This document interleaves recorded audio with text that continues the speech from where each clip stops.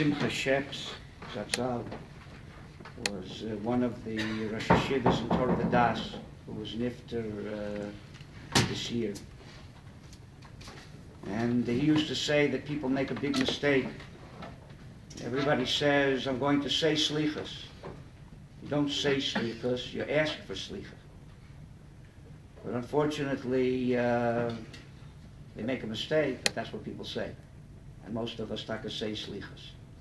And it takes a long time before we're Mavakish Slicha. But hopefully that if we start by saying it, eventually we'll ask for Slicha. But that is the foundation. It's the Hakdama to Rosh Hashanah. It's the Hakdama to Yom Kippur, Slichos. And the Slichos basically means, I'm sorry, to ask forgiveness. To ask forgiveness, you have to be sorry. Being sorry means that you regret what you did. And the Shari Tshuva says that the ikr of tshuva, how tshuva is measured and how successful it is, depends on how much charata there is.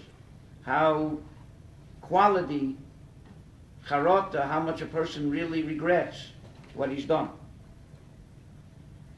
So I thought that we'd speak a little bit about why a person has to feel sorry that he's done things that need tshuva.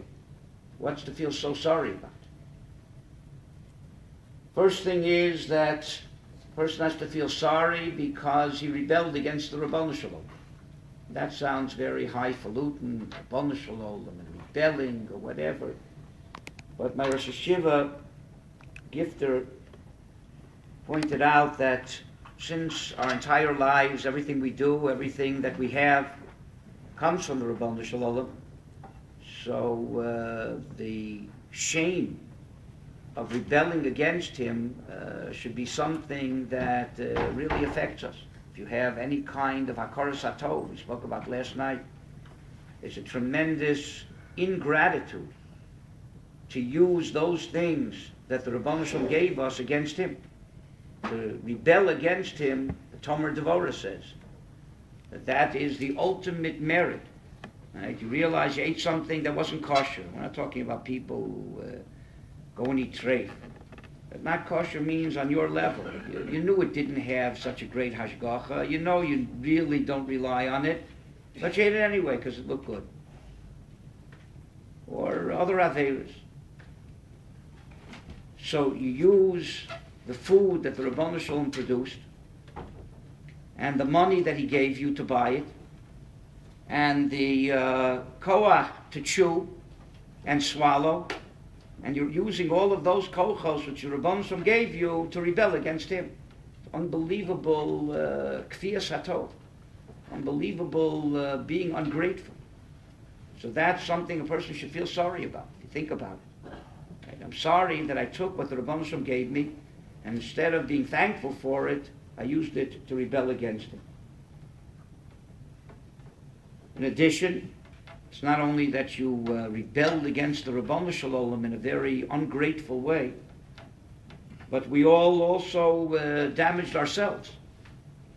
Averas damage our bodies, it damages the people around us, damages the world in general, it affects everybody. And it causes, for sure, damage to our neshamas. And it brings tsaris to ourselves, and yisurim, and tsaris to the world. Because everybody is responsible for everybody else, and the person who does something that's not proper affects everybody, affects the entire world. So people can feel bad about polluting the world and causing what kind of minimal harm. Well, certainly people should feel bad about polluting their neshamas, harming themselves, harming their families, harming the world around them. That doesn't only include harming yourself in this world. It's harming yourself for eternity. Because whatever affects the neshama affects it eternally if you don't correct it. In addition, a person should feel sorry because instead of making use of this world in the way it was meant to be used, this world was created for one purpose. We spoke about it this afternoon in the Pirkei Avos. Ha'olam hazeh doma leprozdor b'fnei ha'olam haba. Haskein atzmacha beprozdor kedei shetikonis l'traku. The Rebbeinu Shalom could have just created neshamas and given us our olam haba on a silver platter, and that was the purpose of creation. There was no other purpose. The Rebbeinu Shalom wanted to create our neshamas and to shower His goodness on us forever. That was it. Except the Rebbeinu Shalom knew that we would not appreciate it if that is the way we got it. So He put us in this world. The only reason He created this world was to enable us to create and earn that olam haba. Not just earn it, but create it.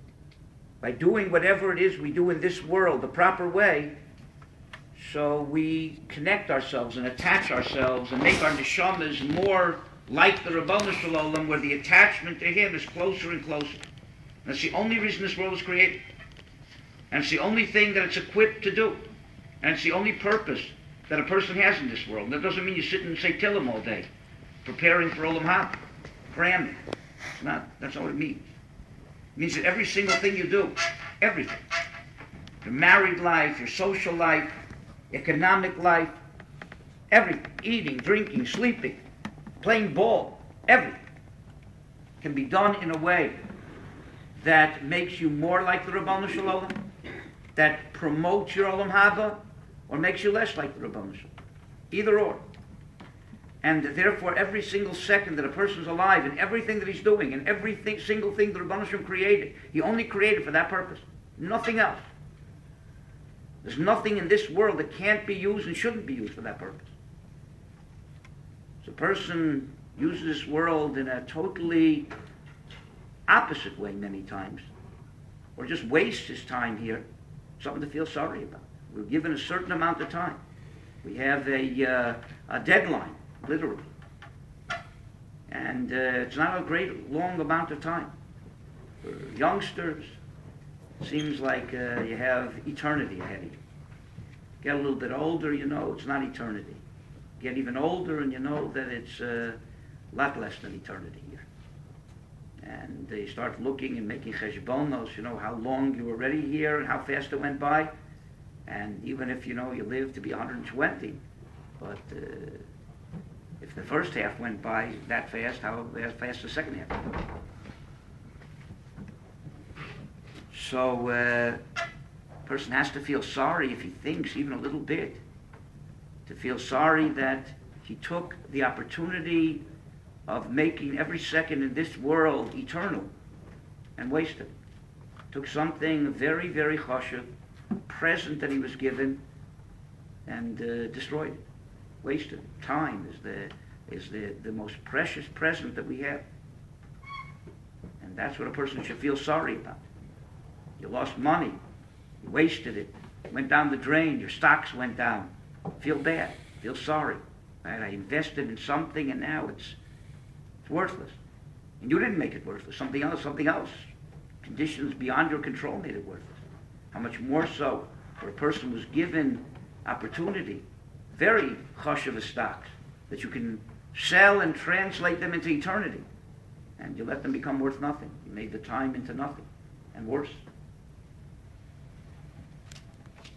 In addition, the Aruch HaShulchan says that we were created b'tzelem Elokim. And when a person acts like an animal, and not like a human being, not b'tzelem Elokim. An animal is a very fine bria, but we're not animals. We're special in the fact that we have free choice. And we're special because the Rebbeinu Shalom wants us to use that free choice properly. They say, b'derech malitza, u'mosar ha'adam and ha'behema ayin. The difference between a human being and an animal is ayin. A human being can say no. He can act in an intelligent way. He can do not that which makes him feel good for the moment, but what in truth is best, what's good for him in the long run, and what's right. Animals can't make those cheshbonos. An animal sees something it wants,